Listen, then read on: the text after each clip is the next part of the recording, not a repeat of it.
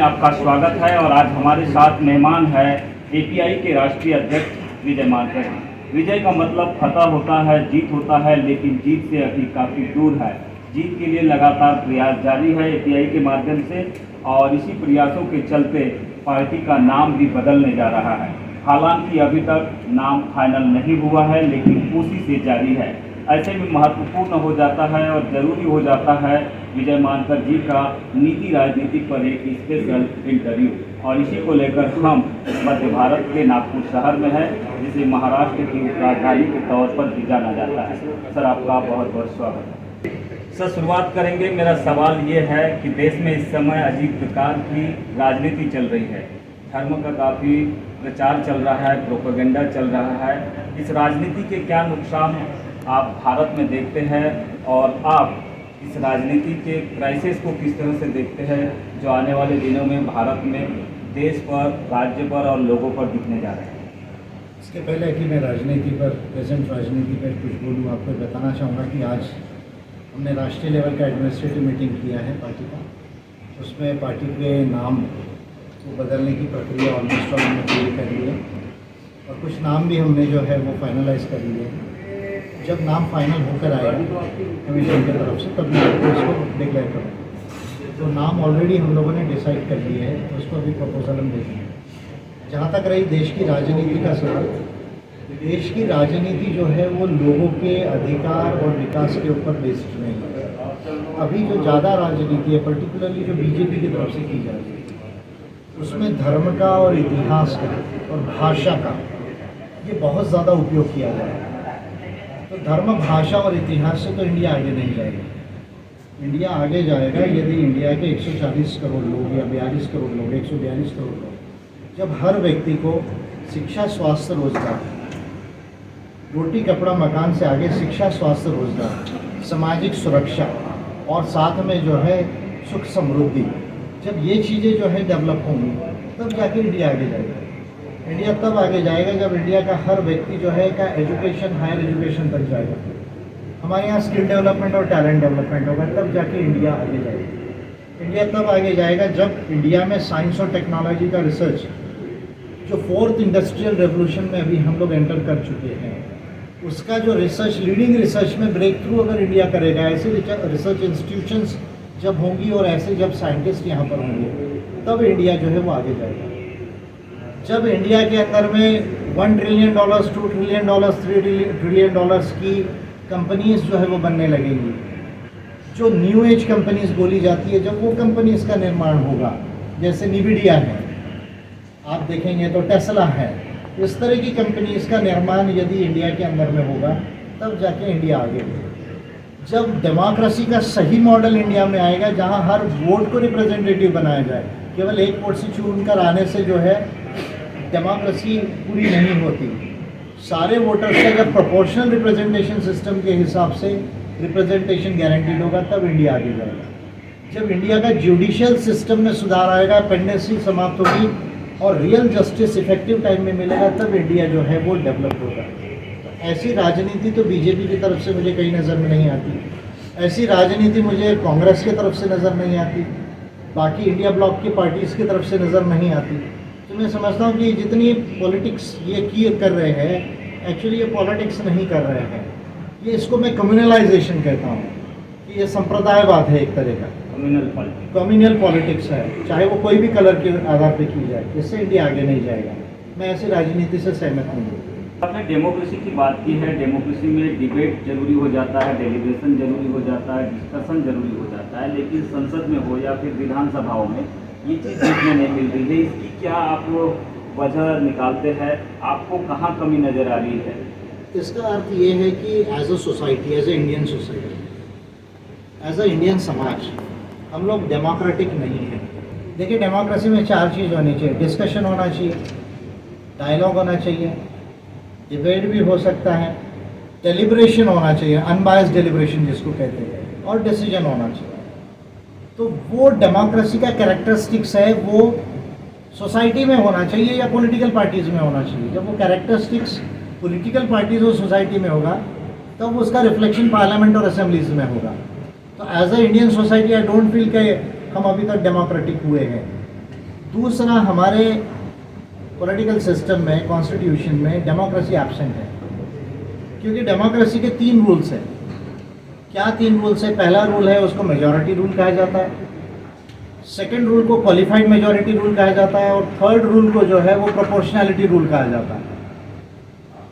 मैं पहले रूल की बात कर रहा हूँ। मेजॉरिटी रूल का मतलब है 51% वोट कम से कम चुनकर आने के लिए जरूरी होने चाहिए। लॉ मेकिंग के लिए 51% वोट जो है वो कम से कम सारे एमपीज मिलके वो ज़रूरी होने चाहिए। अगर ये पहला रूल आपके कॉन्स्टिट्यूशन और पॉलिटिकल सिस्टम में नहीं है, इसका मतलब आप डेमोक्रेसी का मॉडल को अडॉप्ट नहीं किया है, जिसको हम wider representative and participatory democracy कहते हैं, उसको अडॉप्ट नहीं किया। तो आखिरी का जो रूल है प्रोपोर्शनैलिटी रूल, वो तो बहुत आगे का रूल है, जहां आप 99.5% वोटर्स को रिप्रेजेंटेटिव बनाते हैं, या 99.65 या 75 या 85% वोटर्स को भी रिप्रेजेंटेटिव बनाते हैं।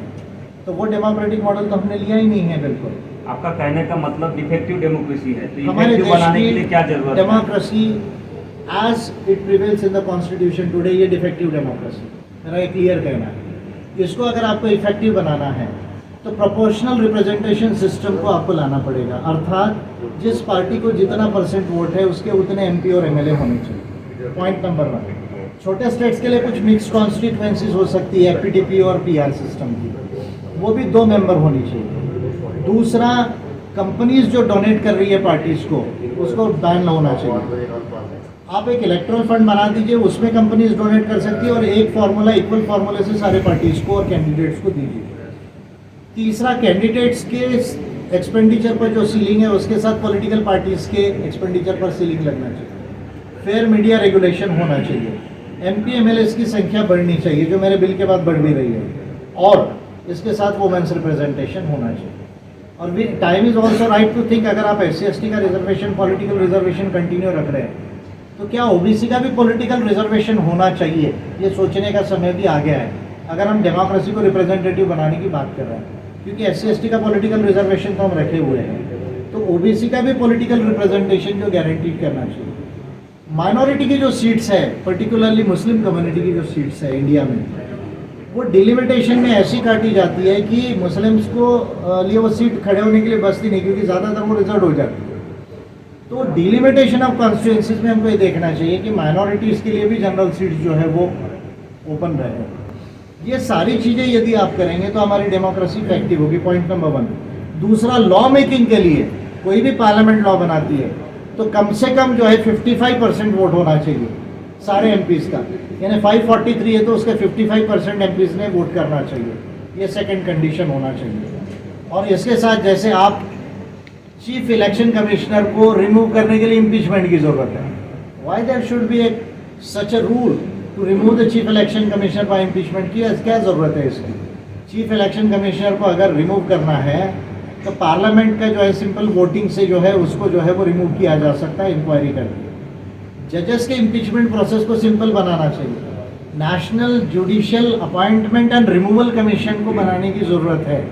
जब इतनी सारी चीज़ें आप करेंगे और इसके साथ भी छोटी छोटी चीज़ें, तब जाकर आपकी डेमोक्रेसी सही मायने में रिप्रेजेंटेटिव होगी। अदरवाइज आपकी डेमोक्रेसी जो है, सिर्फ बोल देना है कि India is the mother of democracy, ये सब जोक है। ऐसा कुछ भी नहीं था इंडिया के अंदर में। हाँ, ट्राइबल कम्युनिटीज़ में, आदिवासी जो कम्युनिटीज़ है उसमें डेमोक्रेसी के एलिमेंट्स मिलते हैं। इलेक्टोरल सिस्टम की कमियों को आपने बताया है, लेकिन हम देखते हैं कि जब भी भारत में लोकसभा के चुनाव हो या फिर विधानसभा के चुनाव हो, चुनाव के बाद विपक्षी दलों की ओर से अक्सर ईवीएम पर सवाल उठाया जाता है। आपको क्या लगता है, क्या ईवीएम टेम्पर प्रूफ है, हैकिंग किया जा सकता है? क्योंकि ये सवाल बार बार उठ रहे हैं, लेकिन इसका सलूशन कहीं पर भी हमें देखने नहीं मिल रहा है। ना विपक्ष की ओर से संसद में इसका सलूशन कोई बताया जा रहा है, ना सत्ता पक्ष से इस पर ध्यान दिया जा रहा है, और आरोप लगातार लगाए जा रहे हैं। आप किस तरह से इसका सलूशन देखते हैं? क्या इसकी मेथड है आपके पास? ईवीएम के सवाल पे मैं आपको साइंस से आंसर दूँगा। कोई चीज़ हैक हो सकती है या नहीं हो सकती है, कोई चीज़ टैंपर हो सकती है या नहीं हो सकती है। That is a matter of scientific experimentation. Election commission of India जो कह रहा है, because I am a petitioner in the EVM case, Nagpur high court में मेरा पिटीशन है, और मैंने ये बात मेरी पिटिशन के रिजॉइंडर में भी लिखी है कि जब तक इसका साइंटिफिक एक्सपेरिमेंटेशन नहीं होगा कंप्यूटर साइंटिस्ट की तरफ से, तब तक इलेक्शन कमीशन ओरली जो बोल रहा है कि ये हैक नहीं हो सकती है, it has no scientific basis. या मैं कहूँ हैक हो सकती है, इलेक्शन कमीशन का हैक नहीं हो सकती, दोनों भी चीज़ें साइंटिफिक नहीं है। साइंटिफिक एविडेंस तब होगा जब कंप्यूटर साइंटिस्ट आएंगे और इसको हैक करने की या टैंपर करने की कोशिश करेंगे। उसको फ्रीली अलाउ किया जाएगा 1 2 4 5 मशीन को, और उसका जब साइंटिफिक रिजल्ट निकलेगा तभी उसको प्रूव किया जा सकता है कि ये हैक हो सकती है या नहीं हो सकती, टैंपर हो सकती है या नहीं हो सकती। मेरा जहाँ तक स्टडी है कंप्यूटर साइंस का और ईवीएम का, बिकॉज मैं पिटिशनर हूँ, मैं ये दावे के साथ कह सकता हूँ कि अच्छा कंप्यूटर साइंटिस्ट को फ्री हैंड अगर दिया जाए, बिना कोई दबाव के, बिना कोई लीगल पेनल्टी के, तो वो ईवीएम को टैंपर भी कर सकता है, हैक भी कर सकता है और रीप्रोग्राम भी कर सकता है। मैं मेरे स्टडी के अनुसार बता रहा हूँ, पर इसका experimentation, scientific experimentation election commission of India ने अलाउ करना चाहिए, तभी जाके उसके सेको को स्टैंड रहेगा। अदरवाइज ये तो हवे में बोलने वाली बात है कि टैंपर नहीं हो सकता। सुनने में आया कि आपने कोई पिटीशन भी दायर की है, क्या वो पिटीशन है, उसके पहलू क्या है? बॉम्बे हाई कोर्ट के नागपुर बेंच में मैंने जो पिटीशन जो है दायर की है वो बिल्कुल सिंपल है कि ईवीएम इज़ अ कंप्यूटर और therefore the computer law, that is the information technology act 2000 should be made applicable to it. Computer law apply करके ही आप चुनाव कर सकते हैं, और अगर आप ऐसा नहीं कर रहे हैं तो ये लीगल नहीं है with in the ambit of representation of people act and IT act 2000। ये मेरा पिटीशन है। और अगर इसको कंप्यूटर लॉ अप्लाई हो जाता है, इंफॉर्मेशन टेक्नोलॉजी एक्ट, तो आप इलेक्ट्रॉनिक सर्टिफिकेशन मांग सकते हैं। जो आपका रिटर्निंग ऑफिसर है उसको कह सकते हैं मेरे को इलेक्ट्रॉनिक सर्टिफिकेशन दीजिए कि ये मशीन एक्चुअली अभी टैंपर प्रूफ है या नहीं है। काउंटिंग के पहले आप मांग सकते हैं कि मुझे इलेक्ट्रॉनिक सर्टिफिकेशन दीजिए। अभी तो कोई सर्टिफिकेशन ही नहीं है, सिर्फ सील है, देखिए सील्ड है, नॉन सील्ड है, इससे क्या फ़र्क पड़ता है? आप चाहे उसको सील करो, अनसील करो, उसके माइक्रो कंट्रोलर में क्या प्रोग्राम लिखा है ये तो किसी को मालूम ही नहीं है। तो IT एक्ट अप्लाई होगा तो इलेक्ट्रॉनिक सर्टिफिकेशन आप दे सकते हैं। भारतीय अर्थव्यवस्था को लेकर लगातार बीजेपी गवर्नमेंट की ओर से दावा किया जा रहा है कि हम 4थे नंबर पर आएंगे, 5वें नंबर पर आएंगे, लेकिन देखने में ये आ रहा है कि भारत के लोगों की स्थिति नहीं बदल रही है। भले GDP में ग्रोथ देखने में मिल रहा है, थोड़ा बहुत ग्रोथ के माध्यम से 7वें नंबर से हम 5वें तक पहुंच भी चुके हैं, लेकिन क्या आम जनता को अगर इस ग्रोथ होने से 4थे नंबर पर आने से कोई लाभ मिलेगा? देश के नागरिकों की इनकम बढ़ेगी, पर कैपिटा इनकम कैसे बढ़ेगी, इस पर कोई बात नहीं कर रहा है। आप एक पॉलिटिकल लीडर होने के नाते जिस तरह की आप बातें कर रहे हैं ज्ञान विज्ञान की, आपके पास इसका क्या माध्यम है, क्या मेथड्स है जिससे कि लोगों की भी इनकम बढ़े और देश की GDP बढ़े? क्या इसका आपने प्रक्रिया अपनाई है? क्या आपके पास नीति है जिसे आप बताना चाहेंगे? हमारे देश के प्राइम मिनिस्टर मोदी जी, इनको मैं झूठा प्राइम मिनिस्टर बोलता हूँ। मैं इसलिए झूठा प्राइम मिनिस्टर बोलता हूँ, इंडिया का GDP यदि 5वें नंबर पर आता है, इसका अर्थ कदापि ये नहीं होता कि इंडिया के लोग दुनिया में इनकम में 5वें नंबर पर आ गए। आज यदि आपका GDP 5वें नंबर पर भी आ जाए तो आपका पर कैपिटा इनकम GNI जो है डॉलर टर्म्स में, नॉमिनल डॉलर टर्म्स में 127 या 130वें नंबर पर है। आपसे चाइना के लोगों के पास 6 गुना ज़्यादा इनकम है, अमेरिका के लोगों के पास 10 गुना ज़्यादा इनकम है। और अभी जो हुरून की जो रिपोर्ट आई है उसमें 284% के पास इंडिया की 1/3 वेल्थ है, 33% वेल्थ है। हमारा मिडिल क्लास, सबसे इम्पोर्टेंट, इंडिया में मिडिल क्लास श्रिंक हो रहा है, उसकी इनकम नहीं बढ़ रही है। ये डेटा, एम्पल डेटा अवेलेबल है। देखिए इंडिया का ये जो ग्रोथ आया है पिछले मनमोहन सिंह जी के पीरियड में, तो एक rise of Indian middle class हुआ है, लेकिन अभी इंडियन मिडिल क्लास की इनकम जो है वो श्रिंक हो रही है।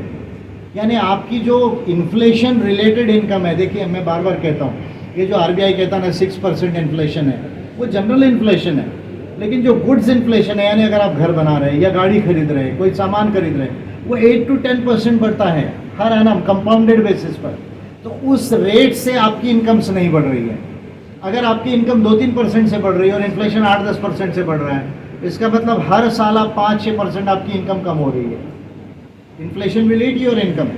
तो सबसे इम्पोर्टेंट जो है, मिडिल क्लास श्रिंक हो रहा है इंडिया के अंदर, इनकम्स नहीं बढ़ रही है, और 100 करोड़ लोग गरीब या गरीब जैसे इंडिया के अंदर अभी भी जो है। तो मैं समझता हूँ कि ये जो पोजीशन है तो कह देना केवल इंडिया 5th नंबर पे आएगा, तो ठीक है, कहने के लिए अच्छी बात है, खुशी की बात है, उसमें कोई बुरा नहीं है। लेकिन इससे पूरे इंडिया के व्यक्ति, पूरे इंडिया के 28 करोड़ परिवार रिच नहीं होते। मेरी पॉलिसी यह है कि मैं इंडिया के हर व्यक्ति को और हर फैमिली को, 28 करोड़ लोगों को 10 साल में हम मध्यम अमीर बना सकते हैं और उसके आगे जाके रियल अमीर बना सकते हैं। अगर आपको रियल अमीर बनना है तो इंडिया का जीडीपी ट्रिलियन डॉलर्स में, नॉमिनल टर्म्स में, डॉलर टर्म्स में आपको 25 ट्रिलियन डॉलर से ज़्यादा चाहिए। और आपकी पर कैपिटा इनकम जो है, मैं रफ बता रहा हूँ, $15,000 पर एनम होनी चाहिए, तब जाके आप रिच कंट्री बनोगे। तो उसके लिए जो है आपको क्या करने की ज़रूरत है? देखिए, India is a young country.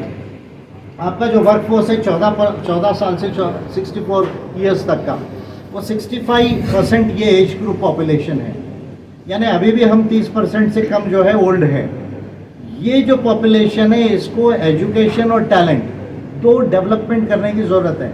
यानी आपका जो पूरा एजुकेशन है वो साइंस और टेक्नोलॉजी और नॉलेज के ऊपर बेस्ड होना चाहिए और ह्यूमैनिटी के आधार पर होना चाहिए, भेदभाव नहीं होना चाहिए। ये सबसे महत्वपूर्ण क्राइटेरिया। अगर आपकी जो एजुकेशनल सिस्टम है वो आप भाषा इंग्लिश में दे या हिंदी में दे, ये जो द्वंद्व है ना, ये नहीं होना चाहिए। Science, technology and knowledge and humanity के आधार पर एजुकेशन सिस्टम होना चाहिए।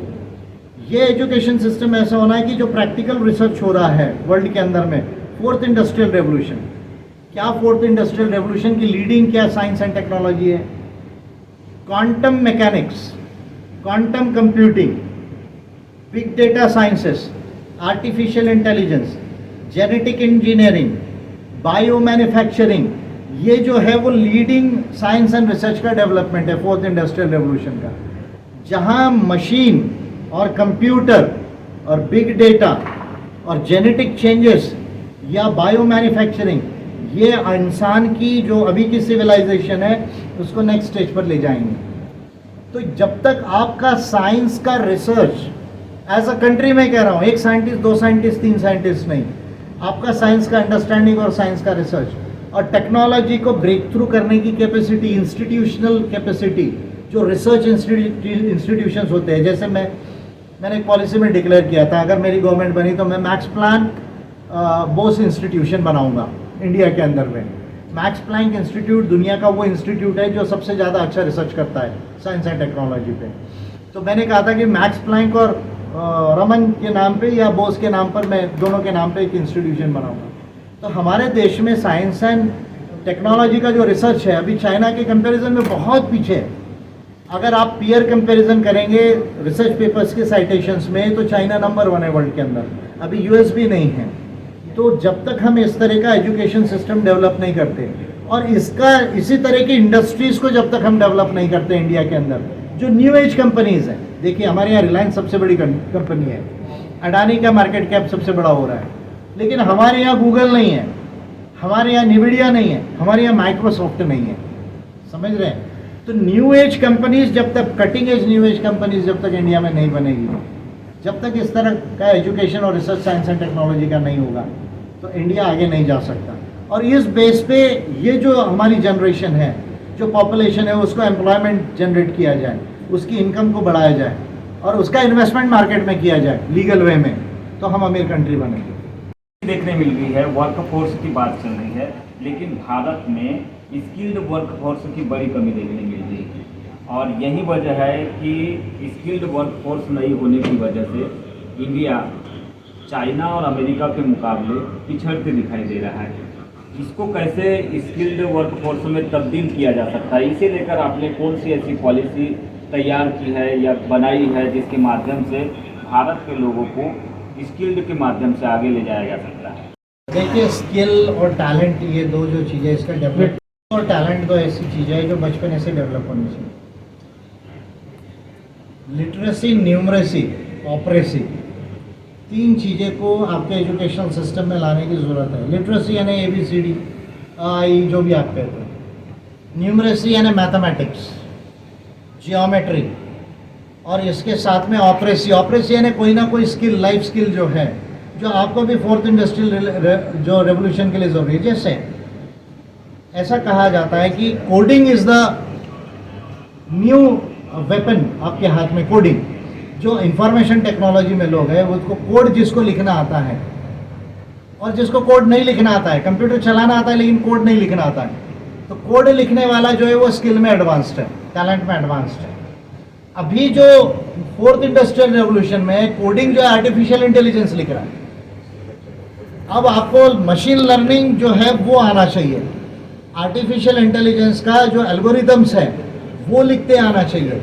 तो आपको जो फोर्थ इंडस्ट्री, आपको जेनेटिक इंजीनियरिंग का कोई स्किल अडॉप्ट करना चाहिए, तो ऑफकोर्स स्कूलिंग के हिसाब से, और वैसे वैसे हायर एजुकेशन में बढ़ाना चाहिए।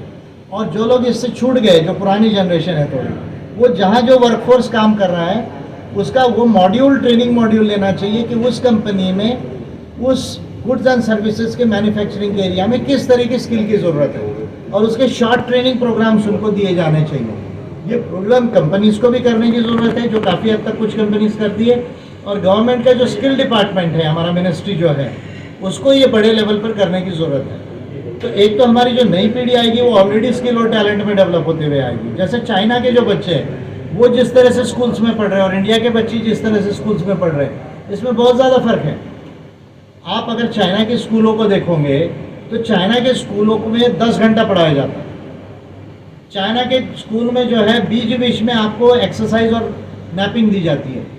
चाइना के बच्चे अभी से जो उनकी लैब्स है वो साइंटिफिक लैब्स है। तो बच्चा जब वहाँ से पढ़ेगा, मान लीजिए सेकंड, थर्ड, फोर्थ का, और चाइना के स्कूलों में जो खाना दिया जाता है वो हमारे यहाँ की खिचड़ी जैसा नहीं है, हाईली न्यूट्रिशनल फूड है। आप बिलीव नहीं करेंगे, जितना होटल का ब्यूफे होता है जो 25-30 डिशेस होती है, उतना चाइना और साउथ कोरिया के स्कूल में डेली फूड दिया जाता है उनको, जो प्रोटीन में और बाकी न्यूट्रिशंस में जो है वो रिच है। हमारे यहाँ तो ये सब्जेक्ट आता है अंडा देना या नहीं देना, जबकि वो एक प्रोटीन का सोर्स है। तो ये जब सब चीज़ें आप करोगे, आपका जो स्कूलिंग सिस्टम इस तरह से जब डिज़ाइन होगा, और जो वर्कफोर्स छूट गया है ऐसे स्कूलिंग सिस्टम से, उसको उसकी ज़रूरत के हिसाब से, वो मॉड्यूल के हिसाब से ट्रेनिंग देना है, तब जाके जो है आपका स्किल डेवलपमेंट जो है इंडिया में होगा। कहने का मतलब आपका ये है कि काम करने वाले तो बहुत है, लेकिन काम कैसा करना है ये पता नहीं। तो ये ट्रेनिंग के बगैर नहीं आएगा। देखिए, आपका जो ब्रेन है, नॉलेज है, और आपकी बॉडी जो है, इससे आप काम कर रहे हैं, तो इसमें जब तक वो चीज़ आपको समझेगी नहीं कि किस तरह की स्किल की ज़रूरत है, तब तक आप उसको कर नहीं पाएंगे। तो ये तो आपको एक स्पेशल ट्रेनिंग की ज़रूरत है, और जो बच्चे हैं ना, उनको वहीं से वैसे डेवलप करना चाहिए, ताकि उनका जो मेंटल एबिलिटी है, ब्रेन का जो एबिलिटी है, जो कॉग्निटिव डेवलपमेंट है ब्रेन का, वो ऐसा होना चाहिए कि वो केवल लिटरेसी को ना समझे, वो मैथमेटिक्स को बहुत ज़्यादा समझे, वो डिज़ाइंस को समझे, जो ज्योमेट्री का सब्जेक्ट है डिज़ाइंस का, और ये जो इंट्रिकेसीज है, जैसे भी आर्टिफिशियल इंटेलिजेंस का इंट्रिकेसीज है कि मशीन लर्निंग उसको कैसी कराई जाए, उसका कोड कैसा लिखा जाए, ये सारा का सारा ब्रेन का डेवलपमेंट उनका उसी स्टेज से होना चाहिए। फिर जब वो बड़े होंगे तो साइंटिस्ट बन के आगे का रिसर्च करेंगे। वन नेशन वन इलेक्शन को लेकर लगातार सरकार की ओर से तैयारी चल रही, लेकिन देखने में ये आ रहा है कि भारत में सेंसस नहीं हो पा रहा है, और सेंसस नहीं होते हुए भी दक्षिण भारत से विरोध के स्वर उठ रहे हैं प्रतिनिधित्व को लेकर, डिलिमिटेशन की ट्रांसपेरेंसी को लेकर। आप इसे किस तरह से देखते हैं? किस तरह की नीति बनाना चाहिए गवर्नमेंट को कि जिससे माध्यम से चाहे साउथ ब्लॉक हो या फिर नॉर्थ का ब्लॉक हो या फिर और दूसरे जो ब्लॉक्स है या स्टेट्स है, वो लिमिटेशन के दायरे में आए और प्रॉपरली जो जनसंख्या है उसके अनुरूप सीटें न होते हुए एक दायरे में हो जिसका फ़ायदा सभी स्टेट को मिले। इसको आप किस तरह से देखते हैं और इसका कैसे आप सलूशन देंगे? कंट्री वन इलेक्शन यदि आपको करना है, सेंसस की ज़रूरत है। जहाँ तक डिलिमिटेशन का सवाल है, हमें नहीं बोलना चाहिए कि हम कंट्री फेडरल का पॉलिटी है, हम संघीय प्रणाली का कंट्री है जिसमें स्टेट्स मिलके इंडिया बना हुआ है। ऑफकोर्स एक यूनियन है हम लोग, लेकिन स्टेट्स का बहुत ज़्यादा रिप्रेजेंटेशन है। हमारे यहाँ 3 लिस्ट में एक यूनियन लिस्ट है, एक स्टेट लिस्ट है, कॉन्करेंट लिस्ट है। यानी हमारा जो पॉलिटी है वो केवल सेंटर के हाथ में कॉन्सेंट्रेटेड नहीं है, स्टेट्स का भी उसमें बहुत बड़ा रोल है हमारे देश के फेडरल पॉलिटी के अंदर। अब साउथ जब फ्रीज़ हुआ 1976, 71, 76 में जब ये फ्रीज़ किया गया, तब ये कहा गया कि नहीं भाई पॉपुलेशन बढ़ेगी अगर आपने इसको फ्रीज़ नहीं किया। अभी साउथ इंडिया के स्टेट्स कह रहे हैं इसको और फ्रीज़ कर दीजिए 30 साल के लिए। मैं समझता हूँ ये ठीक नहीं है, इसको फ्रीज़ करने की ज़रूरत नहीं है। सेंसस कराना चाहिए, MP MLA की संख्या बढ़ानी चाहिए, और साउथ इंडिया और नॉर्थ ईस्ट इंडिया जहाँ पॉपुलेशन पॉलिसी अच्छी फॉलो हुई है उनको 5-6% का वेटेज देना चाहिए, यानी एडिशनल सीट्स देने चाहिए, ताकि ये जो डिफरेंस है एकदम नॉर्थ में ज़्यादा सीट्स हो जाएगी, साउथ में कम, नॉर्थ ईस्ट में कम, ये प्रॉब्लम सॉल्व हो जाएगा इंडिया के अंदर में।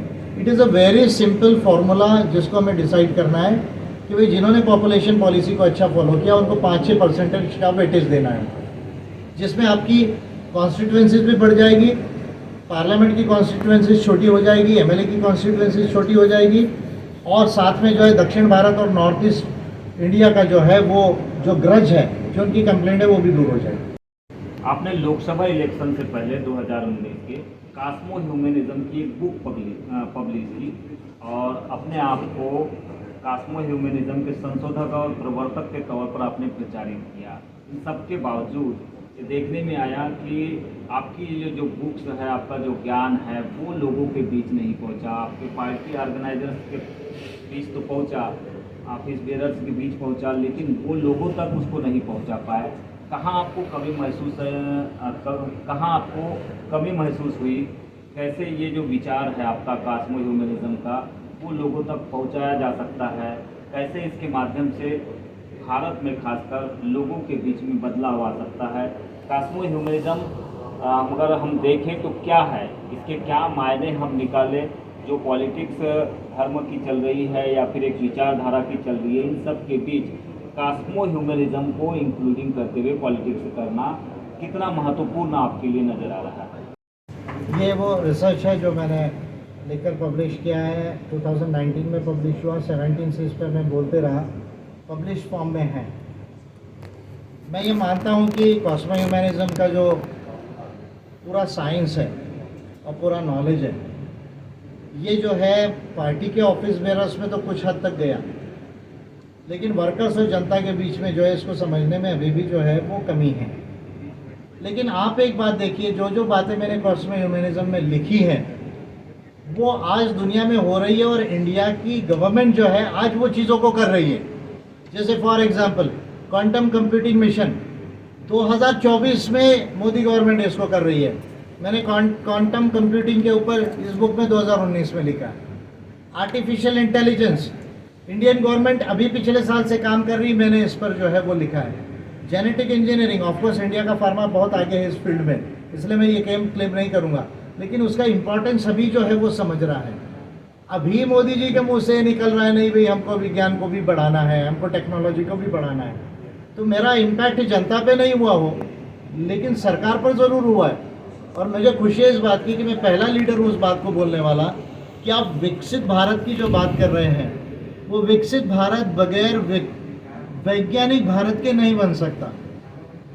वैज्ञानिक भारत बने बगैर विकसित भारत नहीं बन सकता, क्योंकि साइंस एंड टेक्नोलॉजी में जब तक एज अ कंट्री आप आगे नहीं जाओगे, आप 4th इंडस्ट्रियल रेवोल्यूशन में लीडिंग पोजीशंस में नहीं आ पाओगे, आप वो पैसा नहीं कमा पाओगे, और अगर आप वो पैसा नहीं कमा पाओगे तो आपका हर व्यक्ति और परिवार रिच नहीं होगा।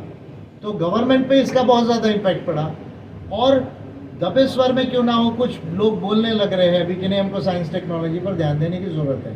तो आई फील ये लिमिटेड सक्सेस है मेरे कास्मो ह्यूमनिज्म के रिसर्च का, और जैसे जैसे मेरे पार्टी के ऑफिस बेरर्स इसको और ज़्यादा अच्छे से बोलेंगे, या पार्टी का नया नाम भी आ जाएगा जो इसमें कुछ ना कुछ आपको मिलेगा, ज्ञान विज्ञान और डेमोक्रेसी मानवता की चीज़ों को नाम में, तो ज़रूर जो है इंडिया में इसका और ज़्यादा अंडरस्टैंडिंग डेवलप होगा। हमने देखा सर कि आप लगातार पढ़ाई के माध्यम से जो भी चीज़ें निकल कर सामने आती है, रिसर्च करते हैं, पढ़ाई करते हैं।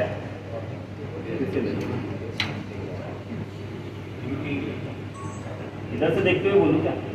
हाँ ऐसे कर लो। हाँ,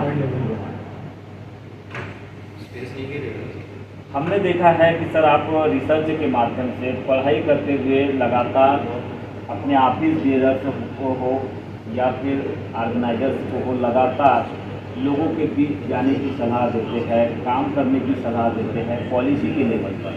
लेकिन भारत में जो दूसरे पॉलिटिकल पार्टियाँ हैं वो अक्सर धर्म के आधार पर राजनीति सिखाते हैं अपने कार्यकर्ताओं को।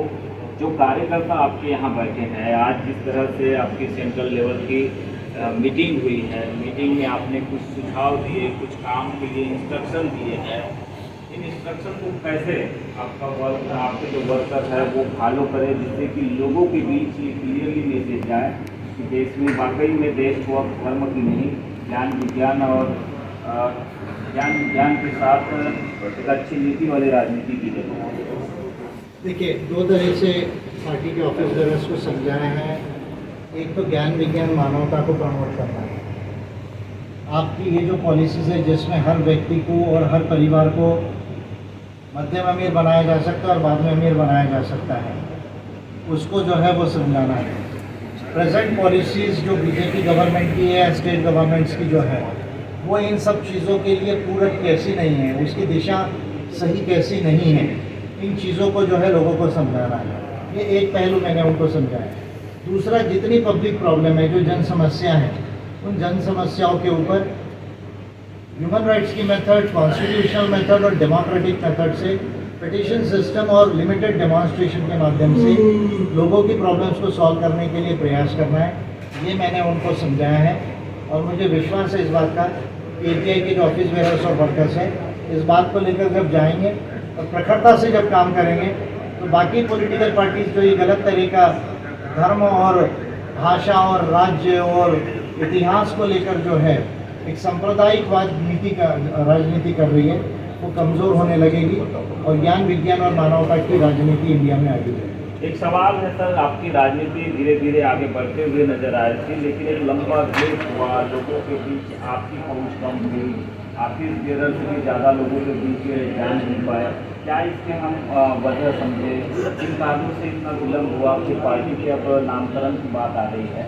खैर, आपने जो भी नाम सोचा होगा आगे वो तो इन फ्यूचर देखने मिलेगा, लेकिन ये जो कमी आई है, बीच का जो गेप हुआ है, काफ़ी सारा वक्त बीता, आपका भी समय गया, कार्यकर्ताओं का भी गया, इसकी क्या वजह आप मुझे? देखिए, एक तो ब्रेक कोविड पीरियड में लगा, वो एक थोड़ा सा हमारा ब्रेकिंग पीरियड था कोविड का, और वो समय में हम 1-2 साल से ज़्यादा डिले हो गया। फिर लोकसभा इलेक्शन जो है हम लोगों ने कॉन्टेस्ट किया, ऑफकोर्स काफ़ी अच्छे से कॉन्टेस्ट किया, लेकिन इस बार उसमें जितना वोटिंग हमको मिलना था उसमें कहीं ना कहीं थोड़ी कमी आई, क्योंकि इस बार का इलेक्शन वैसे भी पोलराइज हो गया इंडिया ब्लॉक और एनडीए ब्लॉक के अंदर में। तो मुझे ऐसा लगता है कि पार्टी का काम कंटिन्यूस चल रहा था, ऐसा नहीं कि उसमें जो है कहीं कोई ब्रेक था। हाँ, थोड़ा स्पीड में जो है वो कमी आई हुई थी, और ये कमी जो है इसको बहुत जल्द हम पूरा कर लेंगे, क्योंकि नया नाम ऑलरेडी हम लोगों ने डिसाइड कर लिया है। जैसे वो आएगा हम उसको पब्लिक कर देंगे, और इस नए नाम के साथ में हम फिर से जो है एक नए एनर्जी के साथ में पूरे जो इंडिया के स्टेट्स हैं उसमें जो है फिर से मैं जाऊँगा, और ऑफिस बेरर्स भी हमारे जो है वो बहुत अच्छे से जो ये चीज़ों को डेवलप करें। मिलेगा अंतिम सवाल छोटा।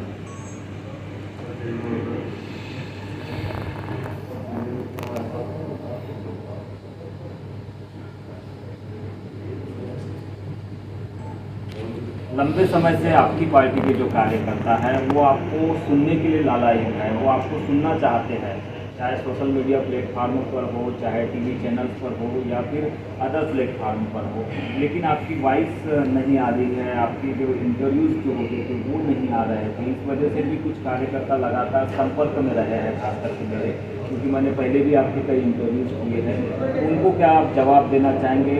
पार्टी का नाम बदलने के बाद में क्या आपकी तैयारी होगी? कैसे आप कार्यकर्ताओं के बीच जाएंगे जहां लोगों के साथ भेदभाव हो रहा हो, अन्याय होता हो, उनके बीच आप कैसे पहुंच बढ़ाएंगे अपनी, जिससे कि पार्टी को आगे बढ़ाने में भी मदद मिले, आपके कार्यकर्ताओं में भी जोश आ पाए?